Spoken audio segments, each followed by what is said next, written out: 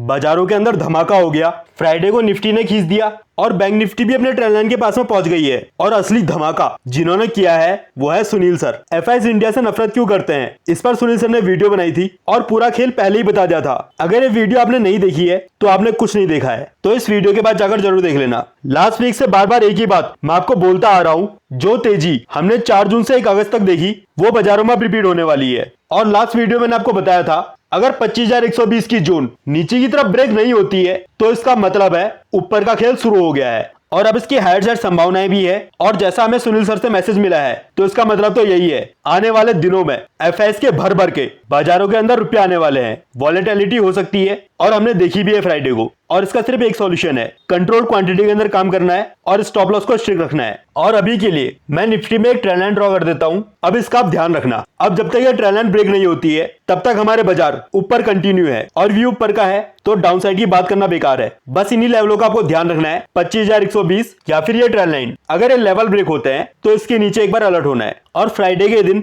हमने जो वॉलेटिलिटी देखी वो कहीं ना कहीं सेक्टर रोटेशन की तरफ भी इंडिकेशन दे रही है। और अभी के लिए मुझे फार्मा रिस्की लग रहा है। सपोर्ट जोन के आसपास तो पहुंच गया है लेकिन इसके अंदर थोड़ा सावधानी रहना, risk and reward ratio favourable नहीं है। और इसके ऊपर एक अलग से वीडियो आई हुई है तो उसको एक बार देख लेना। और स्मॉल कैप के अंदर लास्ट वीक हम बात करके गए थे, हमें प्राइस के अंदर स्ट्रेंथ नहीं दिख रही है और उसका रिएक्शन हमको दिख गया। अभी के लिए इसी कैंडल के लो का आपको ध्यान रखना है। अगर इस कैंडल के नीचे सस्टेन करेगा तब जाके 18,000 की जोन खुलेगी। वैसे इसमें जो कैंडल बनी है वो बुलिश हरामी है और अगर अब ये तेजी से यहाँ से निकल जाता है तो इसके अंदर भी ऊपर का खेल शुरू हो जाएगा। और अगर यहाँ से ऊपर जाता है लेकिन उसमें स्पीड नहीं होती है तो अगली बार जब भी ये घुमा के मारेगा इसी जोन तक मारेगा। और सेम स्टोरी मिड कैप के अंदर है। लास्ट वीडियो में आपको बताया था प्राइस के अंदर यहाँ पर ब्रेकआउट आया है लेकिन इसमें स्ट्रेंथ नहीं है तो एक बार प्राइस इस जोन के अंदर में आ सकता है। और वहीं 14% पे इसने लो लगाया और वहां से ऊपर फ्राइडे की कैंडल इसमें अच्छी है। अगर आने वाले दिनों में यहाँ आपको स्पीड दिखती है तो आप समझ लेना इसके अंदर भी ऊपर का खेल कंटिन्यू हो गया है। और इस हफ्ते थोड़ा मिड कैप में नजर भी रखना, ये कर क्या रहा है, ऊपर निकाल रहा है या फंस रहा है। एक बार मिड कैप सिलेक्ट का भी चार्ट देख लेते हैं। यही कैंडल का लो इंपॉर्टेंट है जो थर्सडे को बना है। अब यहाँ से मिड कैप के अंदर भी एक बड़ी चाल बननी चाहिए। अगर इसका लो ब्रेक होता है तो फिर अलर्ट होना है। और अगर हम आईटी के अंदर देखेंगे तो फ्राइडे को कैंडल अच्छी बनी है, सपोर्ट जोन के पास में है। अगर 41,000 के लेवलों को ब्रेक करेगा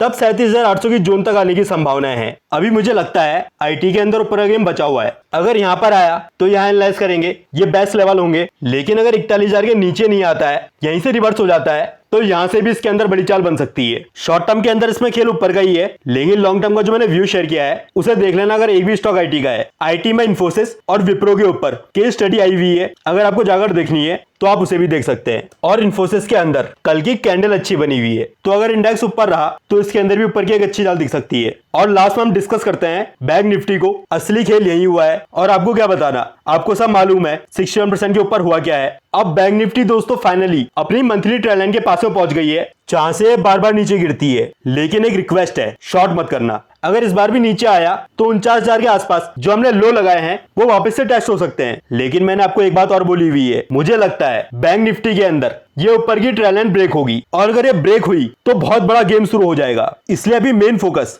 बैंक्स के ऊपर रखना है, अभी वो क्या कर रहे हैं। और खासकर एचडीएफसी बैंक और कोटक बैंक, उसकी मूवमेंट से भी आइडिया लग जाएगा आगे क्या होगा। और एफआईएस के हाथ अगर बाजार में लग रहे हैं तो अच्छे से नैया पार कराएंगे इनकी। लार्ज कैप के अंदर दोस्तों बहुत होगी अंडर परफॉर्मेंस, अब इसका टाइम लग रहा है, आ गया है और एक कैचअप रैली होगी। स्टॉक मार्केट की यात्रा, इसके ऊपर सुनील सर की एक वीडियो आई थी बहुत पहले, इसे सुन लेना। और इसे सुनने के बाद आपको एक रीजन और मिल जाएगा बाजारों का टॉप आने वाले टाइम में क्यों लगने वाला है। हालांकि भी समय है तो इस अंतिम तेजी के हमें पूरे मजे लेने हैं। अगर लेवल्स के अकॉर्डिंग देखोगे तो प्राइस अभी 111% के ऊपर है और इसी के पास में ट्रेंड लाइन और 127% का लेवल है। एक बड़ी चाल के बाद अगर ये लेवल टेस्ट होगा तो यहाँ से गिरावट भी आ सकती है। और हमारे लिए जो इंपॉर्टेंट जोन रहेगी वो रहेगी जहां से बड़ी कैंडल्स बनना स्टार्ट हुई है। अगर दोस्तों प्राइस वापस से घूम के 81% के रेशियो के पास में आ जाता है कोई दिक्कत नहीं है, तब भी गेम ऊपर का ही रहेगा। और अगर 127% के ऊपर प्राइस सस्टेन कर लेता है तो फिर जो होता है वो होने दो, क्योंकि एचडीएफसी बैंक और कोटक बैंक